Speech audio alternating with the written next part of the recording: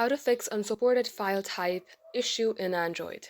Hey guys, welcome back to our channel. Let's go ahead and solve it. First of all, head over to your settings, scroll all the way below, tap onto apps. And here you have to search for Chrome. Or if you are using any other web application like Microsoft Edge in order to download files, you may go ahead and search for them. In my case, I'm going to go ahead and tap on this Chrome button. And as you do so, tap on storage.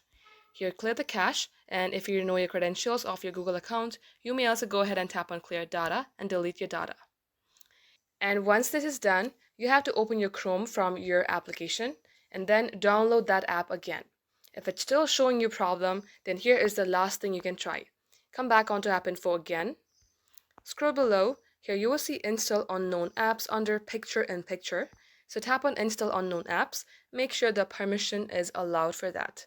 Now once it is so, this shall definitely fix your problem. Thank you all for watching, guys. We will catch you up in our next upload.